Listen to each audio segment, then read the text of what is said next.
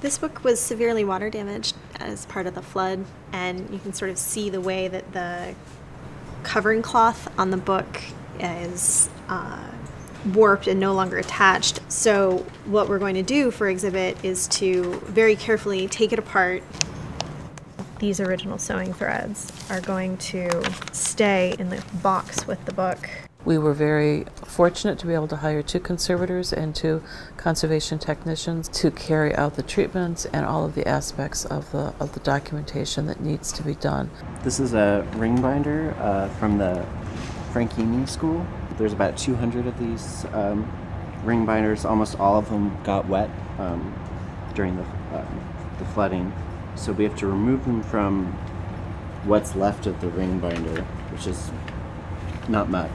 Most of our collection has a lot of mold on it. This actually appears to be caked on soil. One of the most unique things about this book are the hand-drawn illustrations in the front of what appear to be mythical creatures, a griffin, and luckily we found what appears to be the missing section of this illustration that the conservators will then reattach. There is a librarian on the team, and her role is critical because she has language skills and also the bibliographic knowledge that others on the team don't have. This is the oldest book that we found in the collection, the Book of Writings, or in Hebrew, the Book of Ketuvim. It's just a really lovely book. It's held up really well for being over 400 years old. This is the text of the Book of Psalms, and then surrounding it on this side is the commentary of the medieval rabbi Ibn Ezra. We've already done mold removal with a HEPA filter vacuum, but there's still some more deeply embedded surface grime on the paper that I'd like to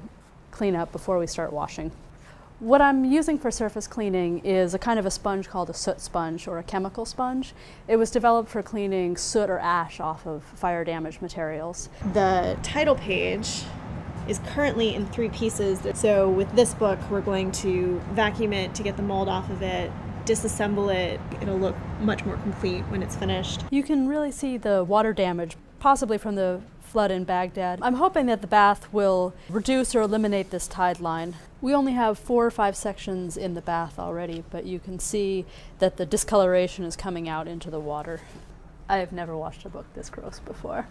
The easiest way to get all of the pieces to unfold, lay flat, and fit together is to line it with a very thin Japanese tissue and paste.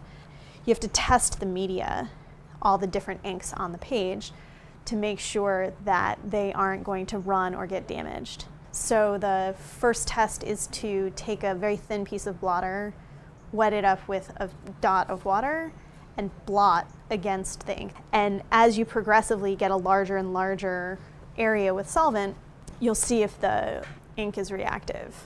There are a lot of revenue stamps in the collection that got loose when the water event happened. If we can figure out where they are, we replace them with methyl cellulose as we go so that we don't lose them. Then we do mold remediation, flattening, put them in dock boxes and folders, and then they get scanned.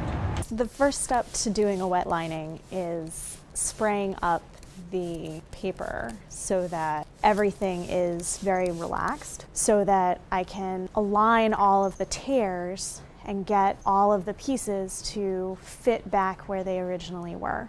This is a precipitated wheat starch paste.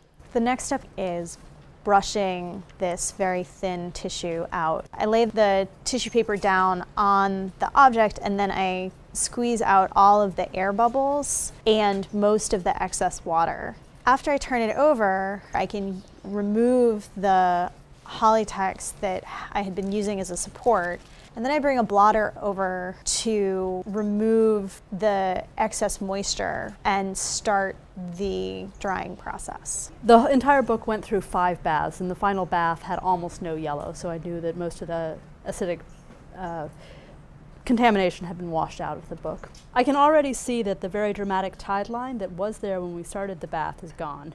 After washing it and mending it and repairing all the folds, it's finally strong enough to be rebuilt as it was originally.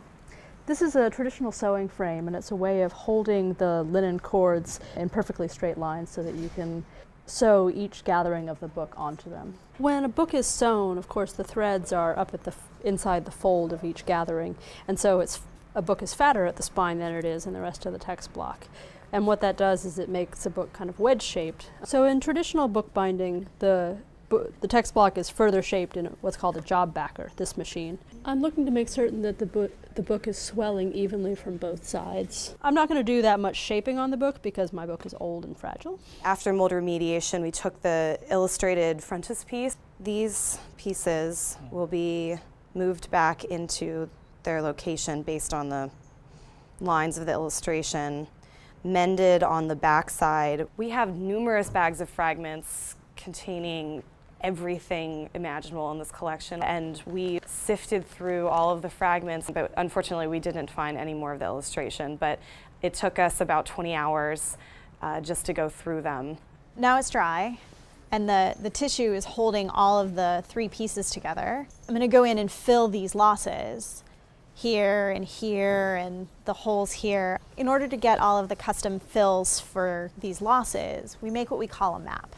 And it's on Mylar, and that is what we use to put tissue on top of and cut out all of these tiny fibers. On exhibit, this will look like it is a whole piece of paper. So this is the book almost completely done. The last stage will be to put on the title, and it's been cased into a new case with new end papers. And this is the page that will be exhibited, the title page. The National Archives has truly devoted years to this project. It's really been a labor of love for a lot of people who have wanted to see this material transformed and made widely available.